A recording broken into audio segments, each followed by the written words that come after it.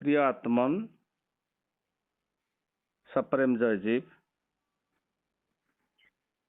मुनि समाजर धारावाहिक भाव में प्रचार होउथिबा अमृतवाणी को मु स्वागत करुछि। आज हेउछि अष्टम अध्याय। आम सहित निमाय मुनि मध्य जोड़ी अछंती। आमे तांकु आज जेहेतु विश्वकर्मा पूजा सबुठी पूजा पार्वण गली कंधे चली तेणु तांकु विश्वकर्मा विषय किए विश्वकर्मा विश्वकर्मा कौन करती से विषय किसी आलोकपात करने अनुरोध करवा। निम्या मुनि जयजीव जय आपण तो प्रश्न शुणिले टिके से विश्वकर्मा विषय टिके आमको किसी शुणातु।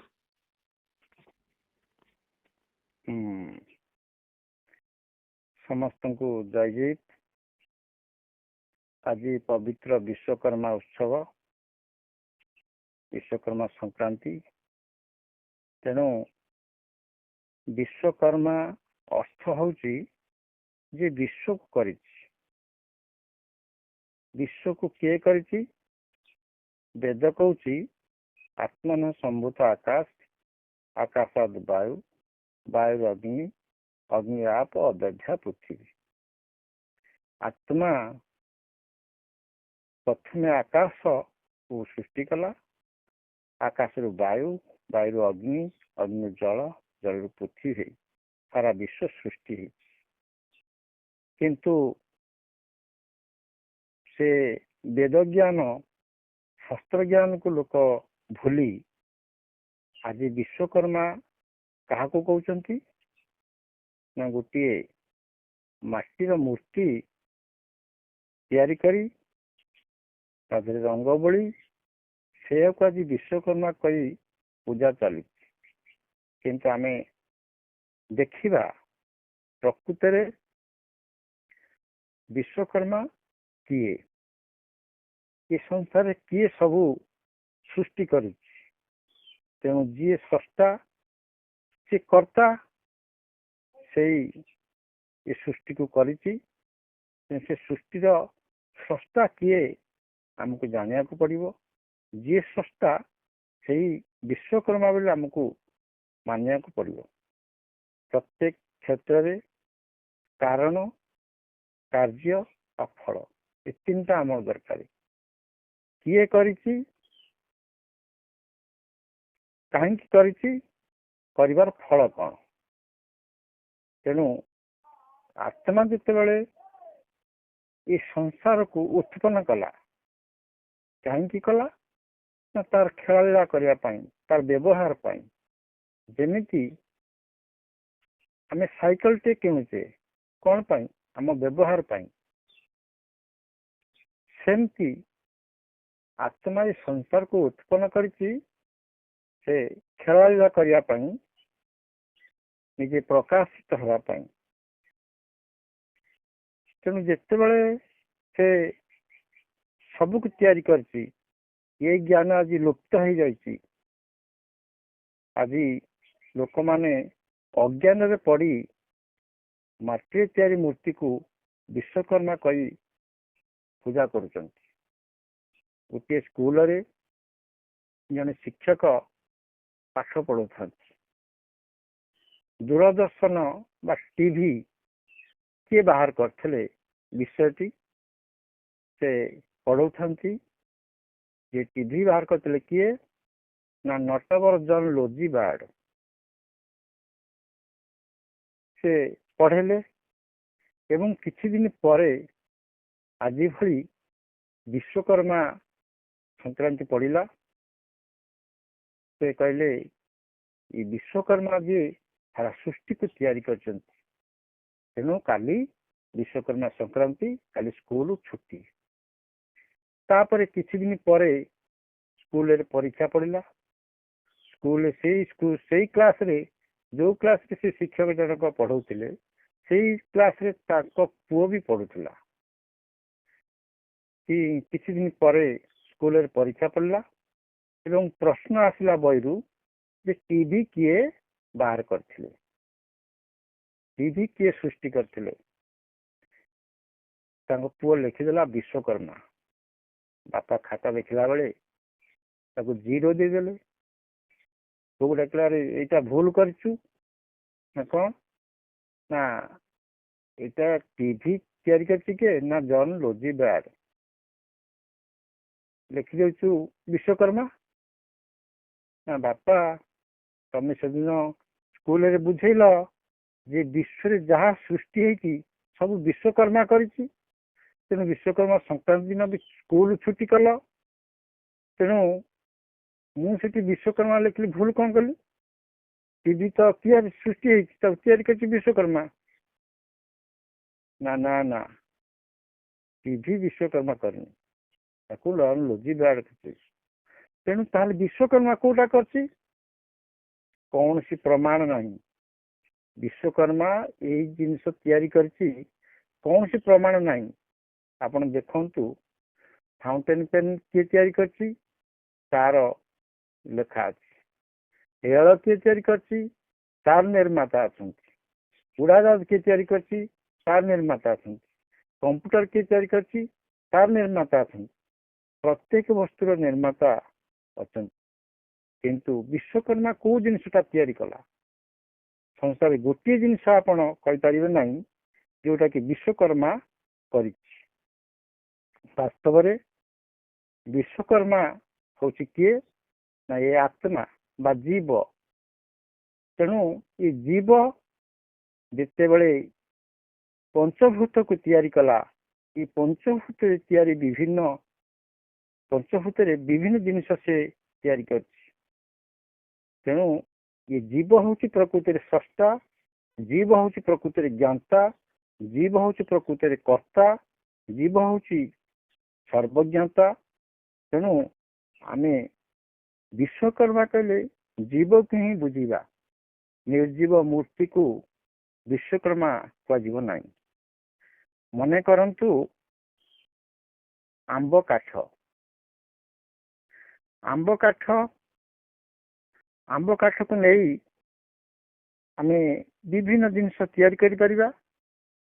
ଖଟ କରନ୍ତୁ, ଆଲମାରି କରନ୍ତୁ, ଟେବୁଲ କରନ୍ତୁ, ଚୌକ କରନ୍ତୁ, ଯାହା କରନ୍ତୁ, ସବୁ ଆମେ ତିଆରି କରିପାରିବା। ଯେ ତିଆରି କରେ କାଠ ମିସ୍ତ୍ରୀ, ତାଙ୍କୁ ବଢେଇ କୁହାଯାଏ।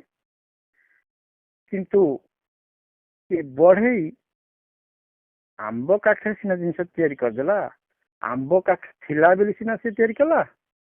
ଏ ଆମ୍ବ କାଠକୁ ତିଆରି କଲା ବାଲା କିଏ?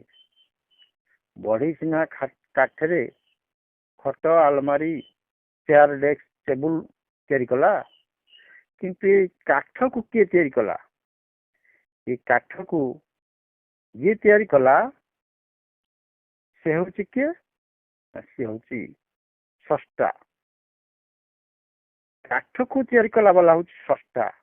କିନ୍ତୁ ସ୍ରଷ୍ଟା ଯୋଉ ଯାହାକୁ ତିଆରି କରିଛି, ସେଥିରେ ଯୋଉ ଜିନିଷ ତିଆରି ହେଲା, ତାକୁ ଯିଏ କଲା ତାକୁ କୁହାହଉଛି ରଚୟିତା। ସ୍ରଷ୍ଟା ସୃଷ୍ଟ ପଦାର୍ଥକୁ ନେଇ, ସ୍ରଷ୍ଟାର ତିଆରି କାଠକୁ ନେଇ ବଢେଇ ବିଭିନ୍ନ ପ୍ରକାର ପଦାର୍ଥକୁ ତିଆରି କରେ। ଯଦି ସ୍ରଷ୍ଟାର ତିଆରି ହୋଇଥିବା, ସ୍ରଷ୍ଟାର ଉତ୍ପନ୍ନ କରାଯାଇଥିବା କାଠ ରହିନଥାନ୍ତା, ତାହେଲେ ବଢେଇ କିଛି କରିପାରିନଥାନ୍ତା। ଆପଣ ମାନେ ବିଚାର କରନ୍ତୁ, ଖାଲି କାଠ କଥା ନୁହେଁ, ଏଇଭଳି ଅନେକ ଉଦାହରଣ ଅଛି। ଗୁଡିଆ ମିଠେଇ ତିଆରି କରୁଛି। এই ମିଠେଇ ତିଆରି କରିବା ପାଇଁ ଯାହା ଯାହା ଉପାଦାନ ଦରକାର, ବେସନ, ତେଲ, ଚିନି। ତେଣୁ ଏ ମିଠେଇରେ ମୁଖ୍ୟ ଭୂମିକା ହଉଛି ମିଠା। ଏ ଚିନିଟା କୋଉଠୁ ଆସୁଛି? ନା ଆଖୁ ଗଛରୁ ରସରୁ ଚିନି ତିଆରି ହଉଛି। ଆପଣ ଦେଖନ୍ତୁ, ଆଖୁ ଗଛର ରସ ଯଦି ମିଠା ନଥାନ୍ତା, ତାହେଲେ ଗୁଡିଆ କେବେ ମିଠେଇ ତିଆରି କରିପାରିନଥାନ୍ତା। ତେଣୁ ସେ ଆଖୁ ଗଛ ରସରେ ଚିନି ହେଲା, ଚିନିରୁ ସେ ମିଠେଇ ତିଆରି କଲା। ତେଣୁ ଇଏ ଆଖୁ ଗଛରେ ରସ ସୃଷ୍ଟି କଲା ବାଲା କିଏ? ନା ସେଇ ଯିଏ ସୃଷ୍ଟି କଲା ସେ ହଉଛି ସ୍ରଷ୍ଟା। ଯିଏ କାଠକୁ ତିଆରି କଲା ସେ ହଉଛି ସ୍ରଷ୍ଟା। ଆଖୁ ଗଛରେ ରସକୁ ଯିଏ ତିଆରି କଲା ସେ ସ୍ରଷ୍ଟା। ତେନ୍ତୁଳି ଗଛରେ ଖଟାକୁ ଯିଏ ତିଆରି କରୁଛି ସେ ସ୍ରଷ୍ଟା। ଗୋଲାପ ଗଛରେ ସୁଗନ୍ଧ ଯିଏ ତିଆରି କରୁଛି ସେ ହଉଛି ସ୍ରଷ୍ଟା। ତେଣୁ ସେ ସ୍ରଷ୍ଟା କିଏ ଆମକୁ ଦେଖିବାକୁ ପଡିବ, ଜାଣିବାକୁ ପଡିବ। ଆମେ ଅନ୍ଧ ଭାବରେ ଆଜି ବିଶ୍ୱକର୍ମାର ମୂର୍ତ୍ତି ତିଆରି କରିକି ପୂଜା କରିବାନି। ପ୍ରକୃତ ପୂଜ୍ୟ ବସ୍ତୁର ପୂଜା କରାଯାଉ। ସେ ପୂଜ୍ୟ ବସ୍ତୁ କିଏ ଆମେ ଆଗକୁ ଦେଖିବା। ତେଣୁ ମିଠା ବା ମିଠେଇ ରସ ସ୍ରଷ୍ଟା ସେ ଅଟେ ଯେ ଆଖୁରେ ବିନା ଚିନିରେ ବିନା ମିଠା ଦେଇ ମିଠା କାଢି ଦେଇଥାଏ। ଆଉ ଆଖୁ ଗଛର ମୂଳ ଠାରୁ ତାର ଉପର ଅଗ ପର୍ଯ୍ୟନ୍ତ ମିଠା ରସ ପ୍ରବାହିତ କରି ଦେଇଥାଏ। ସ୍ରଷ୍ଟା ସେ ଅଟେ ବିନା ରଙ୍ଗରେ ଗୋଲାପର ରଙ୍ଗ ଢାଳି ଦେଇଥାଏ ଆଉ ବିନା ଅତରରେ ସେଥିରେ ସୁଗନ୍ଧ ଢାଳି ଦେଇଥାଏ। ଆପଣ ଦେଖନ୍ତୁ ଗୋଲାପ ଗଛକୁ ଗୋଲାପ କଲା କିଏ? ଯିଏ କଲା ସେ ହଉଛି ସ୍ରଷ୍ଟା। କିଏ ସେ ରଙ୍ଗ ଢାଳିଲା? ଆଖୁରେ ବିନା ମିଠାରେ ମିଠା ଢାଳିବା ବ୍ୟକ୍ତି ହଉଛି ସ୍ରଷ୍ଟା। ବର୍ତ୍ତମାନ ଚିନ୍ତା କରନ୍ତୁ, ସେ ସ୍ରଷ୍ଟାକୁ ଆମେ କେବେ ଭୁଲି ପାରିବା ନାହିଁ କି ଆମଠାରୁ ସେ ଦୂରରେ ନାହିଁ। ଆମେ ପରୀକ୍ଷା କରିବା ପାଇଁ କୋଉ ବିଜ୍ଞାନଗାରକୁ ଯିବା ଦରକାର ନାହିଁ। ଯେ ଆଖୁ ଗଛରେ ମିଠା ରସକୁ ପ୍ରବାହିତ କରିବା ବ୍ୟକ୍ତି ସେ କିଏ? ଲୋକେ କହିବେ ତାକୁ ଈଶ୍ୱର, ଲୋକେ କହିବେ ତାକୁ ବିଶ୍ୱକର୍ମା। ନା, ଈଶ୍ୱର ତ ଲୋକ ମାନୁଛନ୍ତି ସର୍ବବ୍ୟାପକ, ସେ ସବୁଥିରେ ଅଛି। ମଲା ଆଖୁ ଗଛରେ ଅଛି, ଜାଳରେ ଅଛି। କାହିଁକି? ମିଠା ତ ସବୁ ଜାଗାରେ ମିଳେ ନା। ଜୀବନ୍ତ ଆଖୁ ଗଛରେ ମିଠା ମିଳେ, ମଲା ଆଖୁ ଗଛ ତ ମିଠା ମିଳେ ନା। ତାହେଲେ ସେ ମିଠା ରସ କାହିଁକି ମିଳେ ନା ସେଥିରେ? ଯଦି ଈଶ୍ୱର ସର୍ବବ୍ୟାପକ, ଈଶ୍ୱର ଯଦି ସ୍ରଷ୍ଟା, ଈଶ୍ୱର ଯଦି ବିଶ୍ୱକର୍ମା ସବୁ ତିଆରି କରୁଛି, ତାହେଲେ କାହିଁକି ଶୁଖିଲା ଆଖୁ ଗଛରେ ମିଠା ରସ ନାହିଁ? ତେଣୁ ଆମକୁ ସେଇ ସ୍ରଷ୍ଟାକୁ ଚିହ୍ନିବାକୁ ପଡିବ। ଆପଣ ଦେଖନ୍ତୁ, ଆମେ ପରୀକ୍ଷା କରିବା ପ୍ରକୃତିରେ ସେ ସ୍ରଷ୍ଟା କିଏ। ବର୍ତ୍ତମାନ ଆମେ ଜାଣିପାରିବା, ଆମେ ଚିହ୍ନି ପାରିବା ସେ ସ୍ରଷ୍ଟା ପ୍ରକୃତିରେ କିଏ। ଆମେ ପରୀକ୍ଷା ପାଇଁ ଗୋଟିଏ କ୍ଷେତ ପ୍ରସ୍ତୁତ କରିବା। ସେ କ୍ଷେତରେ ଗୋଟିଏ ଜାଗାରେ ଆଖୁ ଗଛ ଲଗେଇବା, ଆଉ ଗୋଟେ ପଟରେ ତେନ୍ତୁଳି ଗଛ ଲଗେଇବା, ଆଉ ଗୋଟେ ଜାଗାରେ କଣ ଲଗେଇବା ନା ଗୋଲାପ ଗଛ। ବିଚାର କରନ୍ତୁ, ସେ କ୍ଷେତରେ ଗୋଟିଏ ସୂର୍ଯ୍ୟର ଆଲୋକ ପଡୁଛି। ଗୋଟିଏ ସ୍ଥାନରେ ଯୋଉ ପବନ ବହୁଛି ସେ କ୍ଷେତ୍ରରେ ଗୋଟିଏ ପ୍ରକାର ପବନ ବହୁଛି। ପାଣି ମଡାଯିବ ଗୋଟିଏ ପ୍ରକାର ପାଣି। ସାର ଦିଆହେଲେ ସବୁ ଗଛ ମିଳେ ଏକା ସାର ଦିଆଯିବ। ଆପଣ ଚିନ୍ତା କରନ୍ତୁ, ଯେତେବେଳେ ଆଖୁ ଗଛ ବଡ ହବ, ତେନ୍ତୁଳି ଗଛ ଯେତେବେଳେ ବଡ ହବ, ଗୋଲାପ ଗଛ ଯେତେବେଳେ ବଡ ହବ, ଆଖୁ ଗଛରେ ମିଠା ରସ ବାହାରିବ, ତେନ୍ତୁଳି ଖାଇଲେ ଖଟା ଲାଗିବ ଏବଂ ଗୋଲାପ ଶୁଙ୍ଘିଲେ ସୁଗନ୍ଧ ଲାଗିବ। ଆଉ ଗୋଲାପରେ ରଙ୍ଗ ଗୋଲାପୀ ଦେଖାଯିବ। ଇଏ କେମିତି ସମ୍ଭବ? ଗୋଟିଏ ବିଲରେ ଆଖୁ ଗଛରେ ମିଠା ରସ କିଏ ଦେଲା? ତେନ୍ତୁଳି ଗଛରେ ଖଟା ରସ କିଏ ଦେଲା? ଆତ୍ମା ସବୁଥିରେ ଅଛି। କୋଉଥିରେ? ସବୁଥିରେ। ଜୀବନ୍ତ ଶରୀରରେ ଜୀବନ୍ତ ତେନ୍ତୁଳି ଗଛରେ ଆତ୍ମା ଅଛି, ଜୀବନ୍ତ ଆଖୁ ଗଛରେ ଆତ୍ମା ଅଛି, ଜୀବନ୍ତ ଗୋଲାପ ଗଛରେ ଆତ୍ମା ଅଛି। ଆତ୍ମା ହିଁ ଆଖୁରେ ମଧୁର ରସ, ତେନ୍ତୁଳିରେ ଖଟା ରସ ଆଉ ଗୋଲାପରେ ସୁଗନ୍ଧିତ ରସ ପ୍ରବାହିତ କରାଇଛି। ଈଶ୍ୱର ସର୍ବବ୍ୟାପକ, କିନ୍ତୁ ଏକ ରସ ସବୁଥିରେ ଗୋଟିଏ ପ୍ରକାର ରସ ହବା କଥା, କିନ୍ତୁ ଭିନ୍ନ ଭିନ୍ନ କାହିଁ ହଉଛି? ନା ଆଖୁ ଗଛର ଆତ୍ମା ଭିନ୍ନ, ତେନ୍ତୁଳି ଗଛର ଆତ୍ମା ଭିନ୍ନ, ଗୋଲାପ ଗଛର ଆତ୍ମା ଭିନ୍ନ। ଇଏ ମଧୁର ବା ଖଟା ରସ କୋଉଠୁ ଆସିଲା? ନା ମାଟିରେ ଅଛି, ନା ସୂର୍ଯ୍ୟ ଆଲୋକରେ ଅଛି, ନା ପବନରେ ଅଛି, ନା ସାରରେ ଅଛି। କୋଉଥିରୁ ଆପଣଙ୍କୁ ପାଇବେନି। ତାକୁ ତିଆରି କଲା ବାଲା କିଏ? ନା ଯେଉଁ ବୃକ୍ଷରେ ଯେଉଁ ପ୍ରାଣ ଅଛି, ସେ ପ୍ରାଣ ଆଖୁ ଗଛରେ ଆଖୁ ରସ ପ୍ରବାହିତ କରିଛି, ତେନ୍ତୁଳି ଗଛରେ ଖଟା ରସ ପ୍ରବାହିତ କରିଛି, ଆଉ ଗୋଲାପରେ ସୁଗନ୍ଧ ଢାଳି ଦେଇଛି। ତେଣୁ ସେ ପ୍ରାଣ, ମନ, ଆତ୍ମା ହେଉଛି ଗୋଟିଏ ବସ୍ତୁ। ସେଇ ଗୋଟିଏ ବସ୍ତୁ ହଉଛି ପ୍ରାଣ, ମନ, ଆତ୍ମା। ତେଣୁ ତିନୋଟି ତଳେ ଏକା ମାଟି। ତେନ୍ତୁଳି ଗଛ ତଳେ ଯୋଉ ମାଟି, ଆଖୁ ଗଛ ତଳେ ସେଇ ମାଟି, ଗୋଲାପ ଗଛ ତଳେ ସେଇ ମାଟି। ତିନୋଟି ଉପରେ ସେଇ ଗୋଟିଏ ଆକାଶ ଅଛି, ଆଉ ଗୋଟିଏ ସୂର୍ଯ୍ୟ ଅଛି, ଆଉ ତିନି ଗୋଟିଏ ପ୍ରକାର ପବନରୁ ଶ୍ୱାସ ନେଇଥାନ୍ତି। ତିନୋଟି ଯାକ ଗୋଟିଏ ପ୍ରକାର ଜଳ ଦିଆଯାଇଛି। ତେବେ ଏ ପ୍ରକାର କରାମତି କାହାର ଚମତ୍କାର ଯେ ତିନି ପ୍ରକାର ଭିନ୍ନ ରସ ତିଆରି କରୁଛନ୍ତି। ଗୋଟିକରେ ବିନା ମଧୁରେ ମଧୁର, ଅନ୍ୟଟିରେ ବିନା ଖଟାରେ ଖଟା, ଆଉ ତୃତୀୟଟିରେ ବିନା ସୁଗନ୍ଧରେ ସୁଗନ୍ଧ ରହିଛି। ଏ ମଧୁର, ଖଟା ଆଉ ସୁଗନ୍ଧର ସ୍ରଷ୍ଟା କିଏ? ଅନ୍ୟ କେହି ନୁହେଁ, ସେ ହଉଛି ଜୀବ, ସେ ହଉଛି ଆତ୍ମା। ଆଖୁର ଆତ୍ମା ବିନା ମଧୁରରେ ମଧୁର ଉତ୍ପନ୍ନ କରିଦେଇଛି, ଆଉ ତେନ୍ତୁଲିରେ ବିନା ଖଟାରେ ଖଟାର ଉତ୍ପନ୍ନ କରିଦେଇଛି। ତେଣୁ ମିଠା ଖଟା ଉତ୍ପନ୍ନ କଲା ବାଲା କିଏ? ସେ ହଉଛି ଜୀବ, ସେଇ ହଉଛି ବିଶ୍ୱକର୍ମା। ମୁକ୍ତକ ଜୀବହୀନ ବା ଯେଉଁଥିରେ ଆତ୍ମା ନାହିଁ, ତାହା ଦ୍ୱାରା କିଛି ହେଇପାରେ ନାହିଁ। ତେଣୁ ପ୍ରକୃତରେ ସେ ବିଶ୍ୱକର୍ମା ହଉଛି ଜୀବ। এই ବାବଦରେ ଗୋଟିଏ ସଙ୍ଗୀତ ଗାନ କରି ଆମେ ବିଶ୍ୱକୁ ପରିସମାପ୍ତି କରିବା। ସେ ଜୀବ ହଉଛି ପ୍ରକୃତରେ ବିଶ୍ୱକର୍ମା। ବିଶ୍ୱକର୍ମା ଜୀବ ସର୍ବଜ୍ଞ ବିଜୀବ, ଜୀବ ଅଟେ ସର୍ବଜ୍ଞାତା।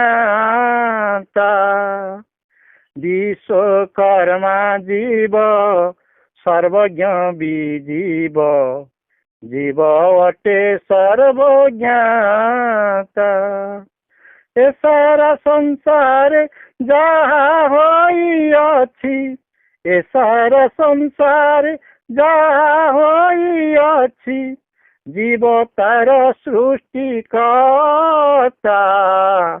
ବିଶ୍ୱକର୍ମା ଜୀବ ସର୍ବଜ୍ଞ ବିଜୀବ, ଜୀବ ଅଟେ ସର୍ବଜ୍ଞାତା। କରୁଅଛି ଜୀବ, କରାଉଛି ଜୀବ, କର୍ତ୍ତାର କରତା ଜୀବ। କରୁଅଛି ଜୀବ, କରାଉଛି ଜୀବ, କର୍ତ୍ତାର କରତା ଜୀବ। ସବୁ କାରଣର ଅଟେ ସେ କାରଣ, ସବୁ କାରଣର ଅଟେ ସେ କାରଣ, ଜୀବ ହିଁ ସର୍ବକର୍ତ୍ତା। ବିଶ୍ୱକର୍ମା ଜୀବ ସର୍ବଜ୍ଞ ବିଜୀବ, ଜୀବ ଅଟେ ସର୍ବଜ୍ଞାତା। ମାଟି କାଠ ଆଉ ପଥର ମୂର୍ତ୍ତିରେ ବିଶ୍ୱକର୍ମା ନାହିଁ ତ। ମାଟି କାଠ ଆଉ ପଥର ମୂର୍ତ୍ତିରେ ବିଶ୍ୱକର୍ମା ନାହିଁ ତ। ମାଟି କାଠ ଆଉ ପଥର ଯେ ପୂଜେ, ମାଟି କାଠ ଆଉ ପଥର ଯେ ପୂଜେ, ତାର ଅଛି ଅଜ୍ଞାନତା। ବିଶ୍ୱକର୍ମା ଜୀବ ସର୍ବଜ୍ଞ ବିଜୀବ, ଜୀବ ଅଟେ ସର୍ବଜ୍ଞାତା। କହଇନି ମାଇଁ ଶୁଣ ମନ ଦେଇ, ଦୂରେଇ ସେ ଅଜ୍ଞାନତା। କହଇନି ମାଇଁ ଶୁଣ ମନ ଦେଇ, ଦୂରେଇ ସେ ଅଜ୍ଞାନତା। ନିଜେ ପରବ୍ରହ୍ମ, ନିଜେ ପରମ ବ୍ରହ୍ମ, ନିଜେ ପରବ୍ରହ୍ମ, ନିଜେ ପରମ ବ୍ରହ୍ମ, କର ପରମ ବ୍ରହ୍ମ ଚିନ୍ତା। ବିଶ୍ୱକର୍ମା ଜୀବ ସର୍ବଜ୍ଞ ବିଜୀବ, ଜୀବ ଅଟେ ସର୍ବଜ୍ଞାତା। ବିଶ୍ୱକର୍ମା ଜୀବ ସର୍ବଜ୍ଞ ବିଜୀବ ଜୀବ ଅଟେ ସର୍ବଜ୍ଞାତା। ପ୍ରିୟ ଆତ୍ମନ୍, ଆମର ଭାଗବତ ମଧ୍ୟ ପ୍ରମାଣ କରିଛି ସୃଷ୍ଟିକର୍ତ୍ତା କିଏ ନା ମୁଁ ଆତ୍ମା ହର୍ତ୍ତା କର୍ତ୍ତା ଦାତା ଆତ୍ମା ଈଶ୍ୱର ପିତା ମାତା ସୃଷ୍ଟି ପାଳନ ସଂହରଣ ଏସବୁ ଆତ୍ମାର ଧ୍ୟାନ ଭାଗବତ ପ୍ରମାଣ କରୁଛି। ଆମର ଚାଣକ୍ୟ କହିଛନ୍ତି ନ କାଷ୍ଟେ ବିଦ୍ୟତ ଦେବ ନ ପାଷାଣେ ନ ମୃଣ୍ମୟେ ଭାବଇ ବିଦ୍ୟତ ଦେବ ତସ୍ମାତ୍ ଭାବଇ କର୍ଣ୍ଣମ। ମାଟି କାଠ ପଥରରେ ଦେବତା ବିଦ୍ୟମାନ ନାହାନ୍ତି। ସେ ଦେବତା ଅଛି କୋଉଠି ନା ଜୀବନ୍ତ ଶରୀରରେ ପଞ୍ଚଭୂତର ଶରୀରରେ ଆତ୍ମାର ରାଜଧାନୀରେ ସେ ଆତ୍ମା ବା ଜୀବ ବା ବ୍ରହ୍ମ ସେଇ ହଉଛି ସ୍ରଷ୍ଟା, ସେଇ ହଉଛି ଏ ସୃଷ୍ଟିର ରଚୟିତା ସ୍ରଷ୍ଟା ସବୁ କିଛି। ତେଣୁ ଆପଣମାନେ ସେଇ ଆତ୍ମ ପୂଜା କରନ୍ତୁ, ତାହା ହିଁ ହେବ ବିଶ୍ୱକର୍ମାର ପୂଜା। ସେଇ ଆତ୍ମା ପୂଜା କରନ୍ତୁ, ତାହା ହେବ ସେଇ ସ୍ରଷ୍ଟାର ପୂଜା। ସେଇ ଆତ୍ମା ଆଖୁ ରସରେ ରସ ପ୍ରବାହିତ କରିଛି, ସେଇ ଆତ୍ମା ମନୁଷ୍ୟ ଶରୀରରେ ରକ୍ତ ପ୍ରବାହିତ କରୁଛି, ସେଇ ଆତ୍ମା ତେନ୍ତୁଳି ଗଛରେ ଖଟା ପ୍ରବାହିତ କରିଛି, ସେଇ ଆତ୍ମା ଗୋଲାପ ଗଛରେ ସୁଗନ୍ଧ ଢାଳି ଦେଇଛି, ଗୋଲାପ ରଙ୍ଗ ଭରି ଦେଇଛି। ଆପଣମାନେ ସେଇ ଆତ୍ମା ପୂଜା କରନ୍ତୁ। ତେଣୁ ଏତିକି କହି ଆଜିର ଅଧ୍ୟାୟକୁ ଏଇଠି ବିଶ୍ରାମ ଦଉଛି। ସପ୍ରେମ ଜୟ ଜୀବ ଜୟ ଜୀବ ଜୟ ଜୀବ। ହଉ ନିମାମୁନି, ଧନ୍ୟବାଦ। ବହୁତ ସୁନ୍ଦର ଭାବରେ ଆପଣ ଆଲୋଚନା ରଖିଲେ। ଏଇ ଚ୍ୟାନେଲ ମାଧ୍ୟମରେ ମୁଁ ବି ଆମର ମୁନି ମୁନିମତି ମାନଙ୍କୁ ପ୍ରକାଶ କରିବାକୁ ଚାହେଁ। କେତେବେଳେ କେମିତି ସମୟ ଅଧିକା ହେଇ କିମ୍ବା କମ୍ ହେଇଯାଉଛି, ତେଣୁ ସେମାନଙ୍କର ମତାମତ ଚ୍ୟାନେଲ ମାଧ୍ୟମରେ ଯଦି କମେଣ୍ଟ କରିବେ, ତେବେ ପ୍ରକୃତ ସମୟ କେତେ ଆମେ ରଖିବା ତାକୁ ଗୋଟେ ଆଲୋଚନାର ବିଷୟ ଭାବରେ ପ୍ରଶ୍ନବାଚୀ ରହିଲା। ସେଟା ଭବିଷ୍ୟତରେ ଜଣାପଡ଼ିବ। ଆମେ ନର୍ମାଲ ଟାଇମ୍ କିନ୍ତୁ ରଖିଛୁ 12-13 ମିନିଟ୍ 14 ମିନିଟ୍ ଭିତରେ। ହେଲେ ଲୋକଙ୍କର ସମୟ ଅଭାବରୁ କମ୍ କରି ଆମେ କିଛି କିଛି କହିବା। ଏଇ ଚ୍ୟାନେଲକୁ ଆଗକୁ ବଜାୟ ରଖିବା। ବର୍ତ୍ତମାନ ଆଜି ପାଇଁ ଆମେ ଏତିକିରେ ରହିବା। ସପ୍ରେମ ଜୟ ଜୀ। ଜୟ ଜୀ।